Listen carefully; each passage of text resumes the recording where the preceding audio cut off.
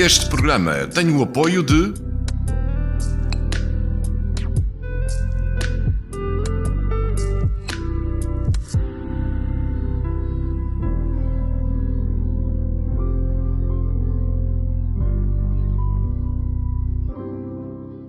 Em Valongo está a decorrer o Green Fest, o maior festival de sustentabilidade do país, e o PSD Passos de Ferreira debateu as diferenças entre as áreas intermunicipais. Penafiel avança com diversas iniciativas para sentir o verão até setembro. E hoje, neste jornal, temos o comentário de Mateus Oliveira.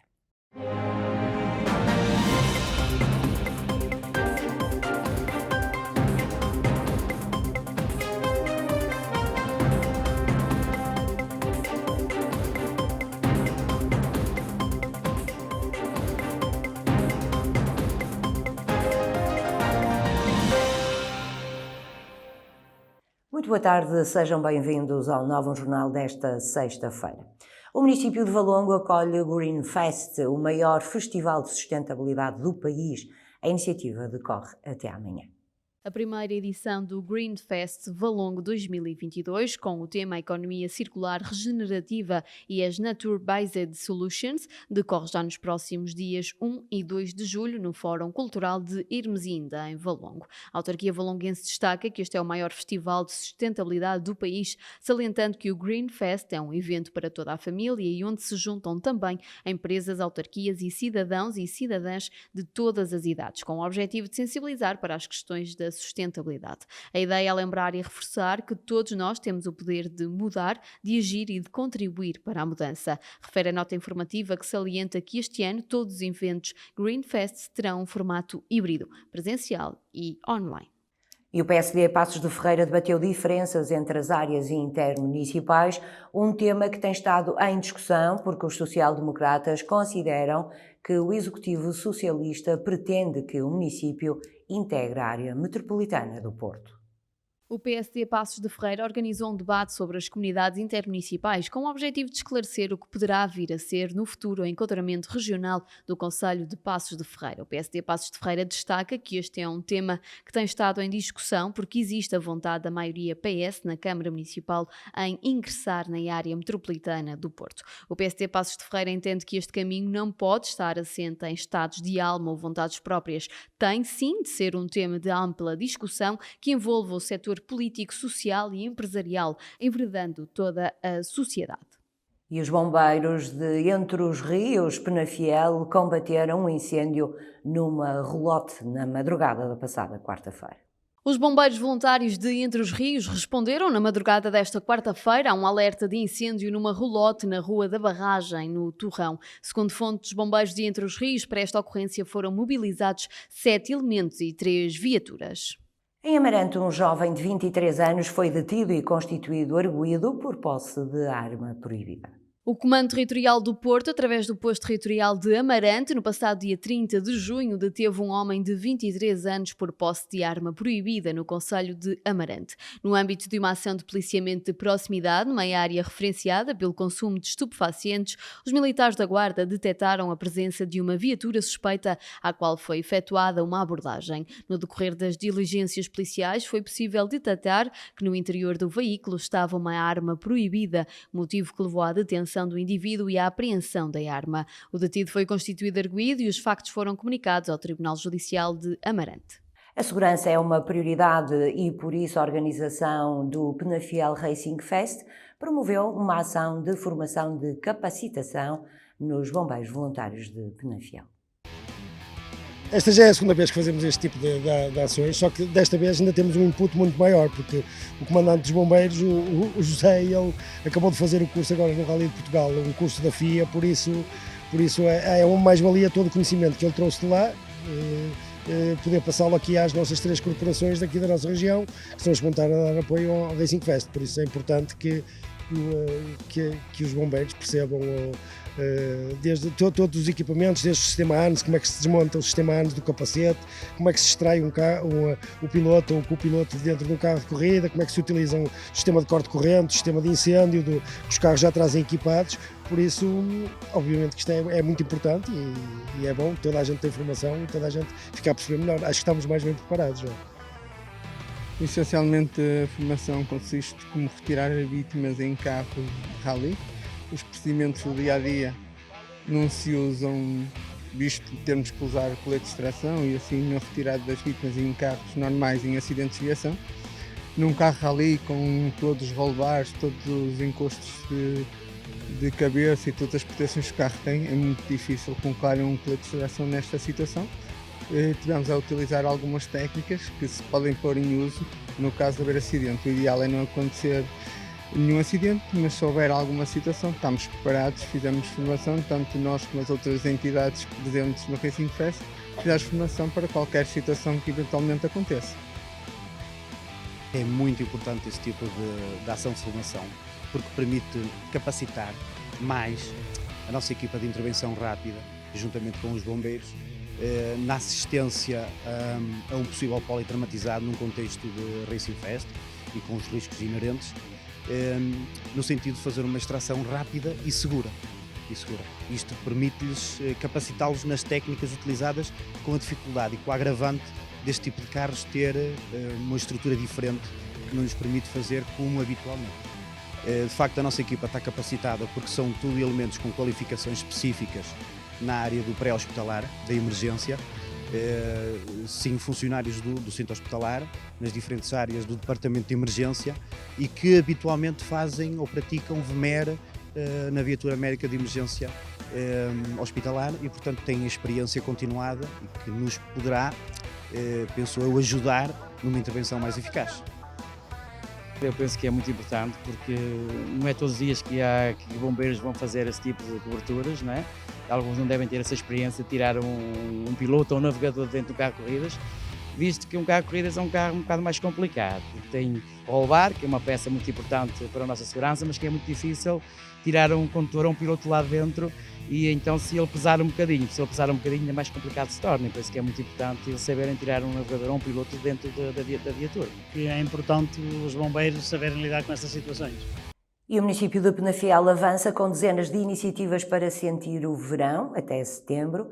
Este fim de semana é já o pontapé de saída. O município de Penafiel preparou mais um programa Sentir o Verão, com iniciativas para toda a família, de cariz cultural, desportivo e ou de lazer. Os eventos vão multiplicar-se até setembro. O mês de julho inicia-se já com muita animação à mistura, com o Water Slide Summer a transformar a Praça da Escritaria, no Sameiro, num autêntico parque aquático ao longo do próximo fim de semana, dia 2 e 3, a partir das 10 horas. Também no sábado, dia 2, a tradicional Noite Branca vai vestir as ruas da cidade de branco, numa noite que se espera quente e feliz, com diversas atrações para os milhares de visitantes esperados. Todos os domingos, das 10 às 20 horas, o Parque da Cidade de Penafiel vai ser palco do verão em família, com a dinamização de várias atividades para miúdos e graúdos. Elton e a dupla Miguel Magalhães e Mariana Guerra estiveram no The Emergente Show, no Marco de Canaveses. Boa noite, faltam poucos minutos para o apito inicial. As equipas estão prontas para a conversa mais acordada do mês. Nas bancadas, os adeptos vibram com emoção. Bola no meio campo, é hora do apito inicial e recebam com um grande aplauso o nosso apresentador, Tiago David. Miguel e Mariana, também o Elton, o ex-jogador de futebol do Clube do Porto e entre outros clubes pelo Brasil, foram os convidados da 6ª edição do Emergente Show, conduzido pelo Tiago David. Nós viemos procurar e ouvir, sobretudo, deliciar-nos com as partilhas que se passou neste grande emergente aqui no Marco Canaveses. Quando tive a ideia para este projeto era mesmo este o objetivo, como ando pelo país e pelo mundo a conhecer pessoas e a entrevistar pessoas, decidi por que não trazê-las cá também para contarem a sua história para as pessoas também as ficarem a conhecer um bocadinho melhor. Hoje tivemos o Elton, acho que nunca tinha entrevistado ninguém do mundo do futebol, portanto foi uma surpresa incrível, foi ótimo. O Miguel Magalhães e a Mariana Guerra, conheci no Rock in Rio, falei com eles e percebi, eles têm que estar no Emergente e foram ótimos, apresentaram aqui o single. Muitas vezes vemos as pessoas através da televisão, através dos ecrãs. Agora temos as redes sociais para acompanhar, mas há sempre filtros, não é? O que vemos na televisão, o que vemos nas redes sociais, a pessoa não é aquilo, há sempre um filtro, é sempre uma persona, todos sabemos. E aqui não, são as pessoas na primeira pessoa, olhos nos olhos, como a vida deve ser, olhos nos olhos, a responder, a receberem os elogios, a reagir no momento. Isso é ótimo, acho que descobrimos sempre um bocadinho mais sobre a pessoa que está aqui sentada. O que é mais difícil? É defender as bolas ou as perguntas? É sempre muito bom, né, nós estarmos juntos, independente da bola ou das perguntas, né?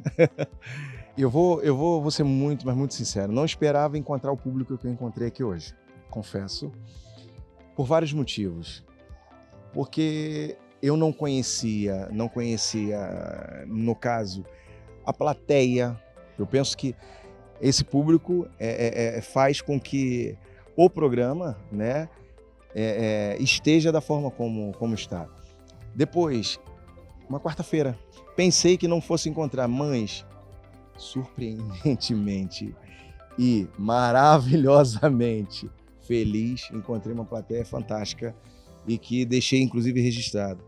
Não encontrei tanta energia positiva.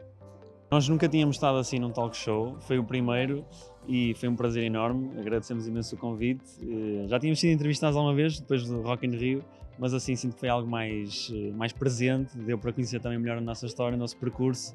Vocês têm o single, ainda não sei o nome, não é? Ainda nem saiu o single em setembro. Eu vi que é um pouco da vossa história, que vos inspiraram na vossa história. E o nome? Vai ser também? Eu acho que as pessoas que nos têm seguido têm pedido tanto uma original nosso, têm feito tanto parte da nossa história, que eu acho que também seria um ótimo presente também deixá-los escolher. É uma boa prenda, deixá-los escolher, sem merecem dúvida. sem dúvida. A Associação Tame Obris promove o primeiro Festival de Frutos Vermelhos do Baixo Tâmega. A iniciativa decorre amanhã no Marco de Canaveses. A Tame Obris, associação sem fins lucrativos, tendo como principal objetivo desenvolver e promover o território do Baixo Tâmega nos concelhos do Marco de Canaveses, Amarante, Celurico de Basto, Mondinho de Basto e Penafiel, promove no próximo sábado o primeiro Festival dos Frutos Vermelhos do Baixo Tâmega. A associação destaca que o primeiro Festival dos Frutos Vermelhos do Baixo Tâmega irá decorrer no Largo da Feira Nova, Bem Viver, no Marco de Canaveses. A organização reforça que inserido no festival irá decorrer um workshop gastronómico com a presença de Gorete Moreira, que está agendado para as 11 horas. E ainda no Baixo Tâmega, mais precisamente em Amarante, o Museu Amadeu de Sousa Cardoso convida crianças e famílias para atividades da iniciativa Sabe Arte.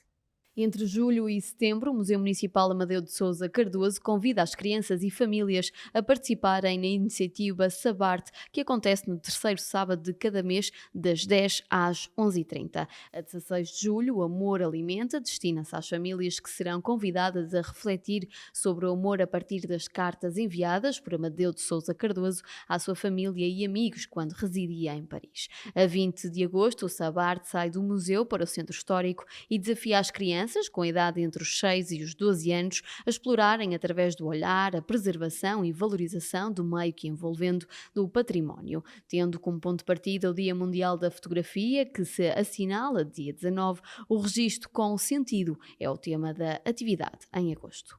Fátima Lopes esteve na Feira do Livro de Passos de Ferreira, que termina já no próximo domingo. A comunicadora apresentou a sua última obra, Faz o que teu coração pede. Pudemos presenciar que foi uma boa noite, com muita gente, muita procura. A Feira do Livro tem tido muita procura em todas as noites. Temos tido cartazes para vários públicos.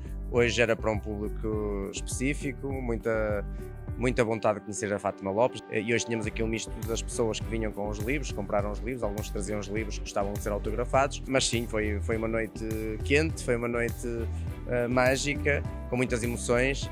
Estar aqui para mim é muito importante porque é sempre uma oportunidade de estar com os meus leitores e com o público que me acompanha, e isso é extremamente valioso. A vida provou que isso é mesmo muito, muito valioso.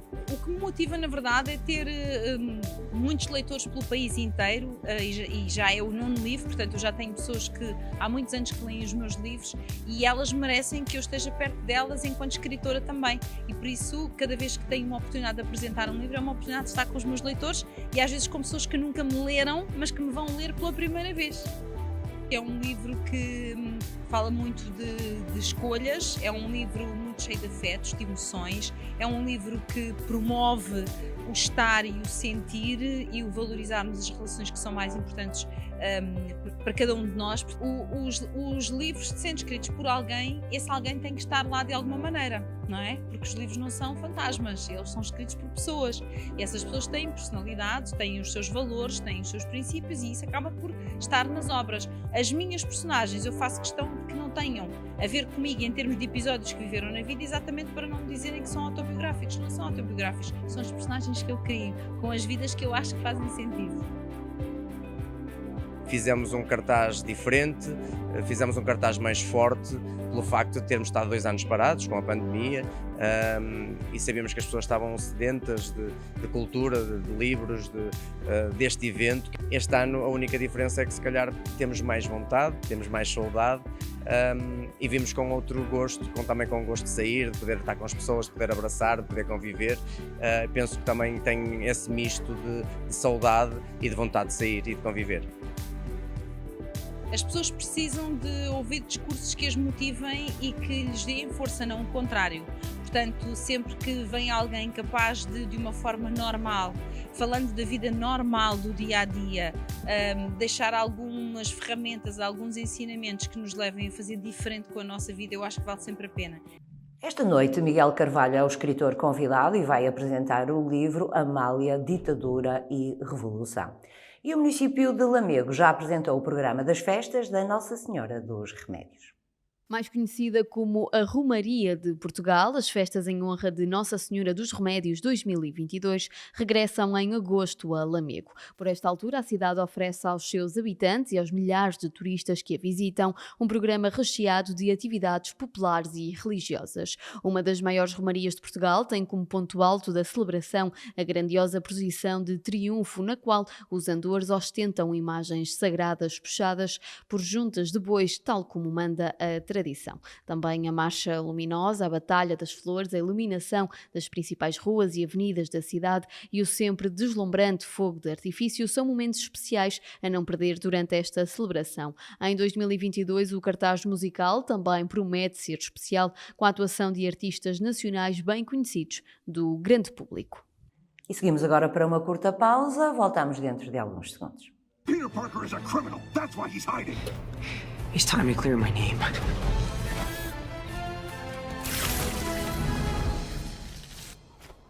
Come on. Ned, how'd you find me? My Ned sense.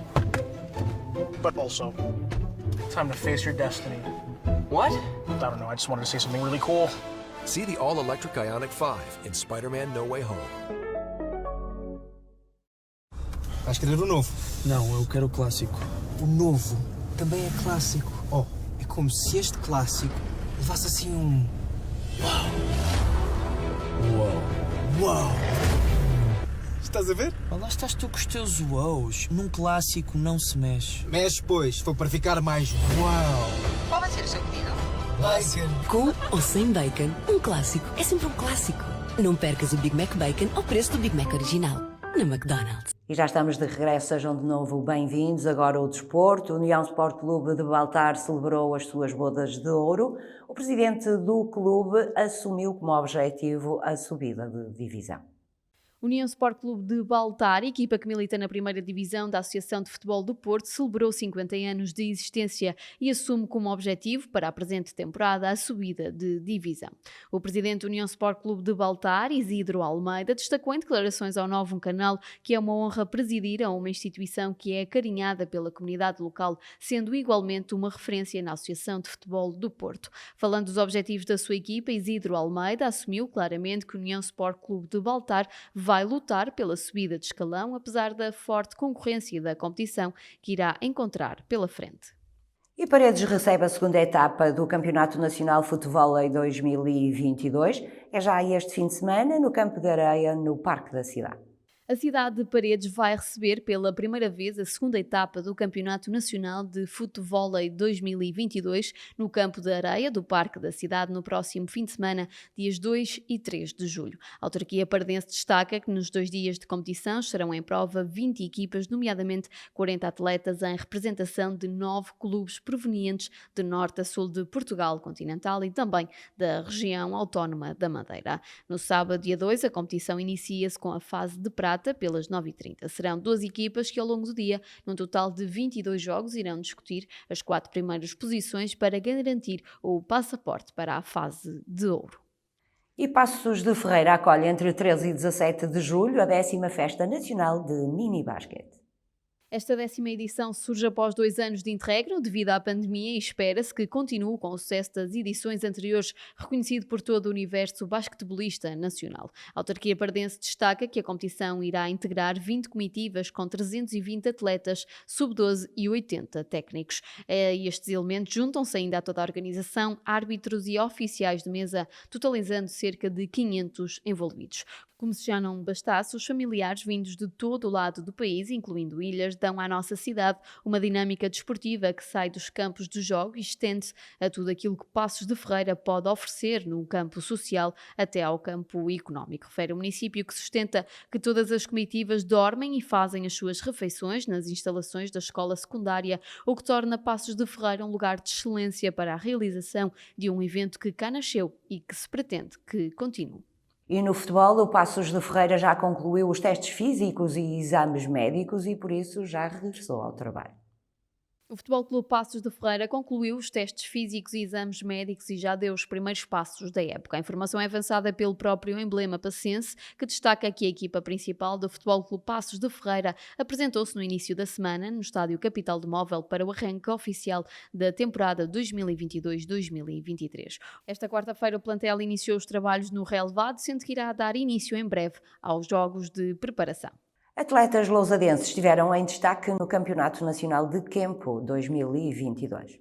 Vários atletas lousadenses estiveram em destaque no Campeonato Nacional de Kempo 2022, que decorreu nas Caldas da Rainha, no sábado e domingo. Ricardo Fonseca realçou que Tiago Teixeira, o campeão do Norte de Submission Kempo e de Semi-Kempo, desta vez realizou o seu objetivo, que era vencer a disciplina rainha do Nacional Full Kempo. O atleta não tinha conseguido vencer no Regional Norte, mas depois de vários treinos intensos, tornou-se campeão nacional, ganhando na final com submissão aos 2 minutos do combate com armlock. O mesmo atleta foi ainda campeão nacional de Submission Kempo, finalizando também o adversário com uma guilhotina na final a meio do combate e tornou-se vice-campeão nacional de Semi-Kempo. E no automobilismo, Arlindo Bessa vai estrear-se no circuito de Vila Real este fim de semana e o piloto acredita que esta vai ser uma estreia muito especial. Será aos comandos de um Peugeot 106 S16 que o piloto luso-radicado em Toronto, Canadá, se estreará no mítico circuito de Vila Real neste fim de semana que se avizinha. De acordo com a Media Manager do piloto, pela frente tem um forte pelotão do Campeonato de Portugal Legends de Velocidade, que na pista citadina transmontana conta com quase 60 inscritos. Perto da pista de Vila Real, pois tenho casa muito perto da cidade e é aqui que fico sempre que estou no nosso país. Simultal, o circuito teve sempre um significado muito grande para mim, por toda a história, a envolvência e pelo facto de ser um dos maiores desafiantes traçados de velocidade em que podemos competir, disse. E agora o comentário neste jornal de Mateus Oliveira.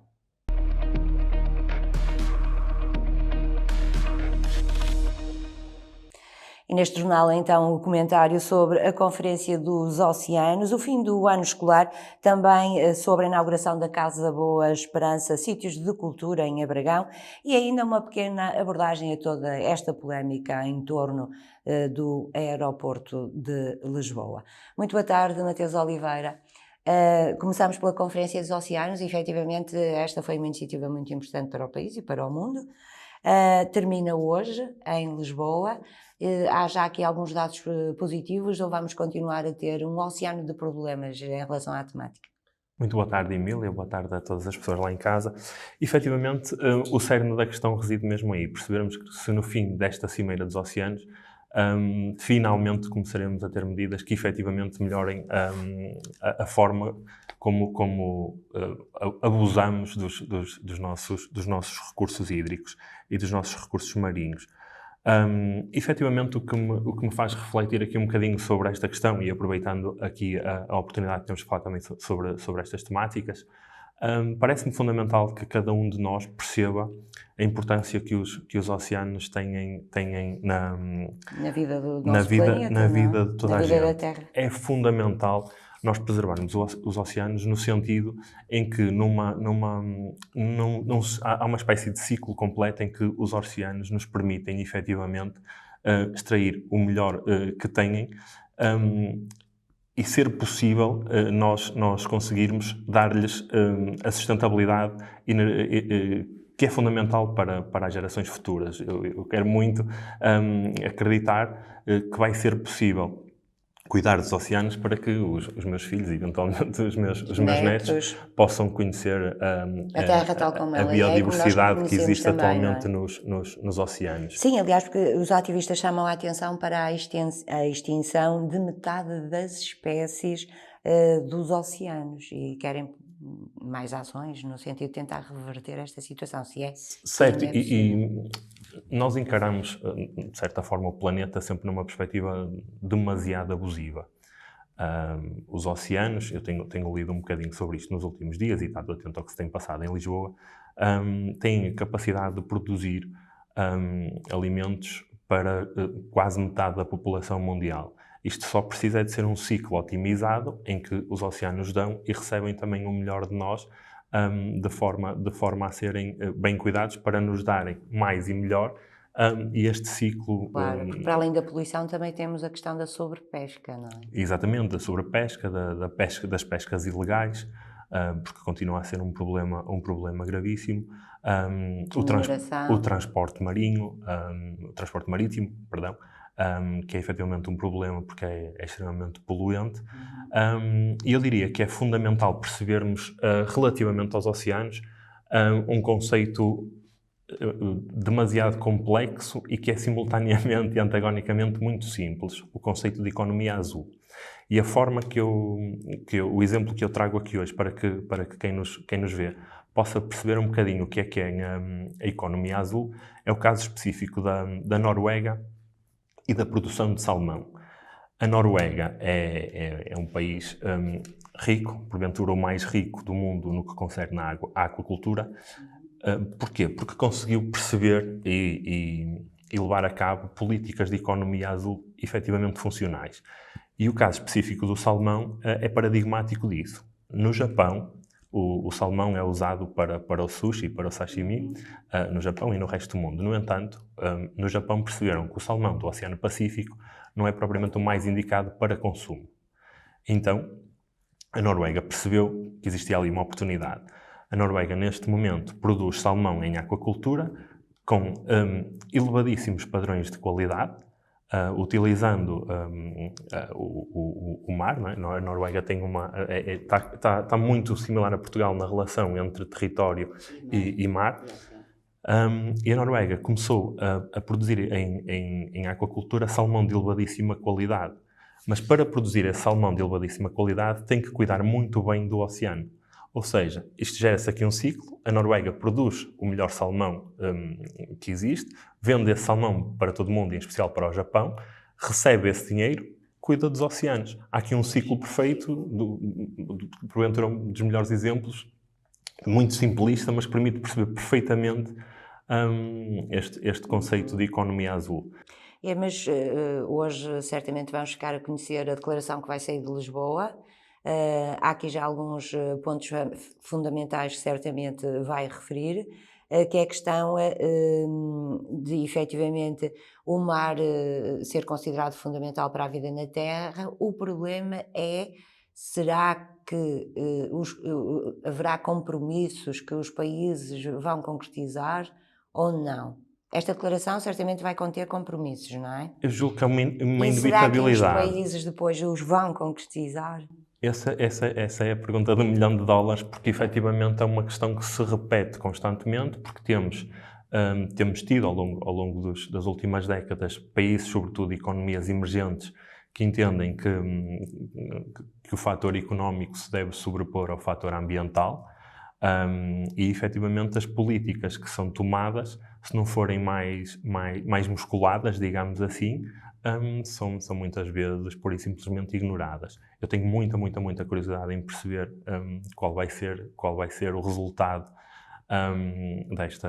desta conferência e, sobretudo, perceber de que forma nós vamos encarar o futuro, no futuro, a nossa relação com o oceano, porque efetivamente nós somos um país super privilegiado desse ponto de vista. A nossa relação com o oceano é é imensa, não é? Nós temos uma estreita, zona de fronteira, não é? Nós só temos 2 fronteiras, com Espanha e com o Oceano Atlântico, e essa fronteira com o oceano é tão extensa e temos tanta área de mar, mesmo em termos exclusivos, que é um erro tremendo que não percebamos que o mar é um dos grandes recursos para a nossa economia, sendo fundamental que saibamos respeitar o mar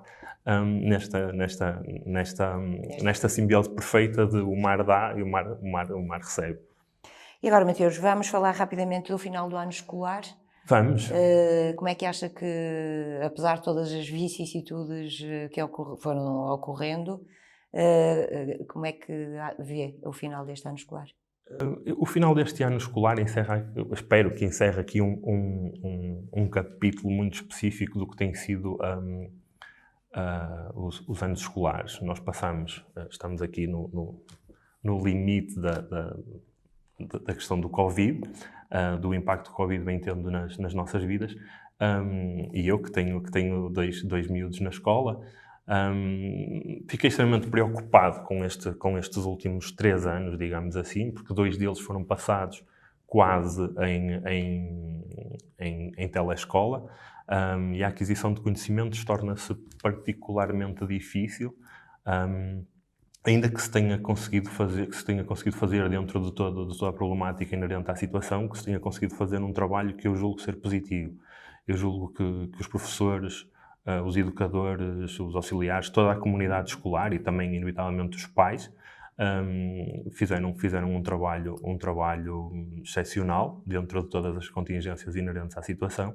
Ainda assim, não deixa de ser extremamente preocupante que esta aquisição ou não aquisição de conhecimento por parte dos miúdos possa vir a ser um problema no futuro. Eu tomei aqui nota de um estudo que tenho andado a ler, da professora Susana Peralta, que se chama Portugal, Balanço Social 2021, o retrato de um país e de um ano de pandemia, em que ela afirma taxativamente que estas crianças que atualmente foram privadas do acesso, digamos, normal à aquisição de conhecimento. Depois também há aqui a questão da socialização, não é? Certo, exato. Eu falaria dessa situação a seguir, da aquisição de conhecimentos, correm um risco muito mais elevado, por exemplo, as nossas gerações, isso é curioso, de vir a encarar uma situação de pobreza no futuro.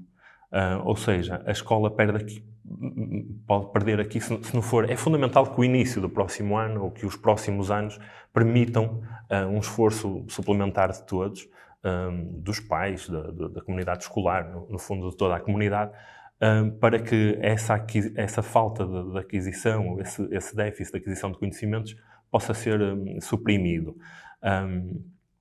E não é efetivamente uma tarefa fácil, mas é fundamental. Há aqui esse outro lado, que é a questão da socialização, e essa é uma guerra um bocadinho pessoal da minha parte. Eu tenho andado a preparar um projeto em termos de futuro relacionado com isto, mas é fundamental que as crianças possam ter tempo para brincar. E para se relacionarem com outras crianças, não é? Exatamente, mas a aquisição de competências psicomotoras é fundamental, e as nossas crianças, fruto de todos os estímulos que têm para não sair do sítio, sobretudo os dispositivos eletrónicos, que são muitas vezes usados em exagero, têm perdido uma série de competências psicomotoras fundamentais. Nós temos em Portugal aquele que é, para mim, dos maiores especialistas do mundo nessa matéria, o professor Carlos Neto, que tem escrito constantemente. Aliás, o grande livro dele não podia ter um título mais emblemático, chama-se Libertem as Crianças, porque efetivamente as crianças precisam de brincar. Mateus, e agora vamos ter esperança, não é? Que o próximo ano letivo já nos consiga dar uma realidade diferente, muito rapidamente, porque o tempo está a passar.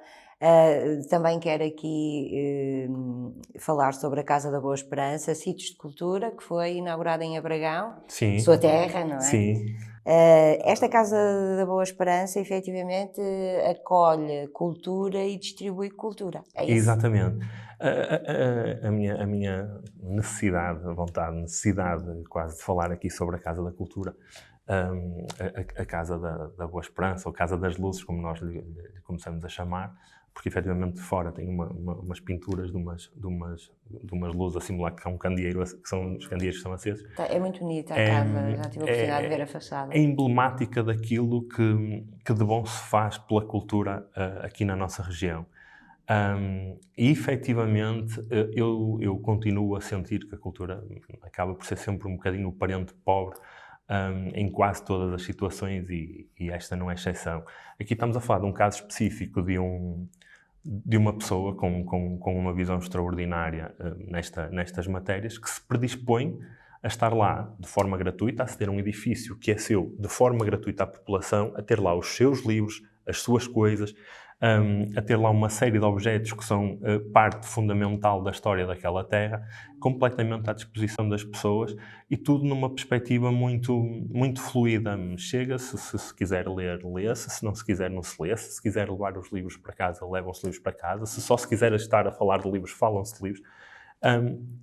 Esta dimensão altruísta que o Vítor Aragão pôs na Casa da Boa Esperança Era uma casa que era do Vítor. Que era do Vítor, sim, é propriedade dele, não tem nenhum tipo de relação, tem agora uma espécie de parceria. Mas fez uma adaptação da casa para tornar aquilo, para adaptar ele mantém a casa a casa está muito como foi usada, há lá uma zona em que era a cozinha, e que tem uma série de utensílios que eram usados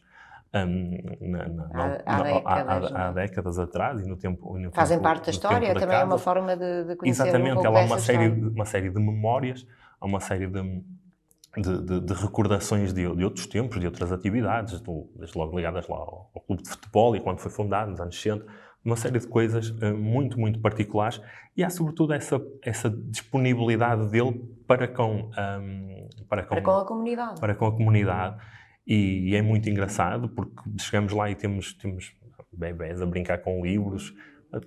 Os livros servem também como brinquedo, e é efetivamente muito curioso, sobretudo numa terra ou num concelho que atribui medalhas à malta que participa em reality shows.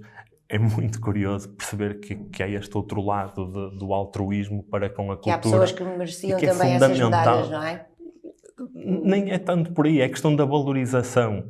Porque o Vítor não está de toda à espera de medalhas e faz aquilo com uma paixão eu também não que estou a dizer que ele está à espera, estou a dizer que sim. certamente merecia, não é? Sim, claro que sim. A forma como ele está para com a comunidade é efetivamente excepcional, e eu convido toda a gente a visitar, sobretudo neste fim de semana, que é o nosso fim de semana de São Pedro de Abragão. Fica aqui o convite, então, e o agradecimento certamente da comunidade ao Sr. Vítor Aragão, não é? Vamos falar sobre, então, um bocadinho só, porque já muito se falou, já há pouco há a dizer, Mateus, sobre a questão do aeroporto de Lisboa. O Pedro Nuno Santos, apesar de toda a confusão, mantém-se Ministro das Infraestruturas, admitiu erros de comunicação e lamentou também a perturbação criada. António Costa, Primeiro-Ministro, também já veio a público a dizer que qualquer pessoa erra, e, portanto, como é que interpretou se estava toda a gente à espera da demissão do Ministro, não é? Não aconteceu. Como é que o Mateus interpretou esta polémica em torno do aeroporto? Curiosamente, interpreto isto de uma forma relativamente simples, dentro de toda a complexidade inerente ao tema. A situação em si já foi abordada, sobretudo pelos dois principais intervenientes. Da parte do Ministro Pedro Nuno Santos, há aqui este sublinhar desta falha de comunicação. Eu entendo isto, sobretudo, como uma forma de estar perante um problema de alguém que tem, na sua natureza, a necessidade de resolver problemas. E, efetivamente, Portugal tem um problema estrutural gravíssimo, que é a questão do aeroporto, que se anda a discutir há quase 50 anos, e efetivamente apareceu alguém que achou, independentemente da forma ter sido a mais ou menos adequada, que era a hora de resolver o problema. Do ponto de vista técnico, a mim, e dentro de todas as limitações que eu terei para abordar uma questão tão complexa como a criação de um aeroporto, a explicação para a opção que o Ministro deu é inatacável, porque efetivamente nós precisamos de criar infraestruturas, sobretudo infraestruturas estruturais, que não sejam contidas, e a solução de Alcochete parece-me aquela que reunirá maior, aliás, é factual que é a única que reúne condições para que daqui a 40 anos, quando estivermos a falar do eventual alargamento do aeroporto, esperamos todos, ele possa realmente ser aumentado e não estejamos a pensar já numa outra solução, porque estamos a falar de uma infraestrutura de muitos milhões de Mas euros. também se fala no Montijo, pelo menos como infraestrutura transitória, não é? Exatamente, porque efetivamente nós temos um problema e nós vamos perceber todos, sobretudo agora no mês em que estamos a entrar, no mês de julho e no mês de agosto, que o aeroporto de Lisboa não tem capacidade para responder às necessidades diárias, sobretudo em picos como são estes do verão. Mas há quem defenda que devia começar já a construir-se em Alcochete, ainda que pudesse ser por fases. Mas aí estaríamos a perder, do ponto de vista do que eu percebi, da informação que li, estaríamos ainda a perder muito dinheiro. Esta solução seria a que nos permitiria minimizar essas perdas de entrada de pessoas em Portugal. Então, ficou tudo, a polémica ficou desfeita, não é? E depois também tivemos as declarações do Presidente da República, no fundo a chamar a atenção para que haja uma decisão consciente e acabou por também apagar aqui um bocadinho a fogueira que estava... Eu julgo que o que poderia ter sido reforçado pelo Presidente da República era a necessidade de, uma vez que o Primeiro-Ministro entende que neste caso o maior partido da oposição, o PSD, seja ouvido, que haja da parte do PSD uma postura mais produtiva, porque nós, se nos recordarmos das declarações que Luís Montenegro tem tido a propósito do governo... Luís Montenegro está a um passo de ser o Presidente do Partido, não é? Será hoje, neste fim de semana, durante o Congresso do PSD, mas está longe de ter declarações que sejam no sentido de ajudar à solução. E, eventualmente, até isso terá pesado no Ministro Pedro Nuno Santos na hora de agilizar, porque efetivamente ele é um homem de ação, é um homem muito, a quem reconhecemos enorme astúcia, enorme pragmatismo, e demitindo-se ou sendo demitido, pondo as coisas de uma forma muito simples, o entendimento que eu tenho é que perderia muito o governo e perderia muito o país, sobretudo com os dossiês que ele tem em mão e que poucos ministros terão, no meu ponto de vista, a capacidade e a sagacidade de os resolver. Mateus Oliveira, muito obrigada. Eu vou despedir-me até setembro, porque o Novo Canal faz aqui uma espécie de interregno no que diz respeito ao Novo Jornal, porque os comentadores, quase todos eles, estarão de férias e, portanto, fazemos uma pequena pausa. Não no Novo Jornal, mas relativamente aos comentadores. Muito obrigada por ter estado aqui. Obrigado. Desejo-lhe boas férias e voltamos a encontrar-nos em setembro. E aqui ficou o comentário de Mateus Oliveira sobre a atualidade. Resta-nos o estado do tempo para os próximos dias.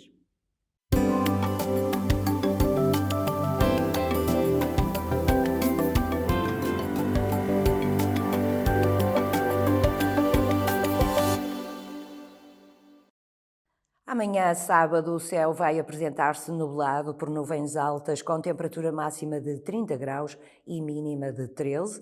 O vento será fraco, não há previsões de chuva. Para domingo, dia 3 de julho, prevê-se chuva ou aguaceiros, com temperatura máxima de 29 graus e mínima de 17. O vento será fraco, a probabilidade de chuva é de 48%. E na segunda-feira, dia 4, o céu estará parcialmente nublado, a temperatura máxima rondará os 28 graus e a mínima os 16, o vento será também fraco e a probabilidade de chuva é de 46%. E é assim que colocamos um ponto final no jornal desta sexta-feira, 128º dia de guerra na Ucrânia. Tenham uma boa tarde e um ótimo fim de semana.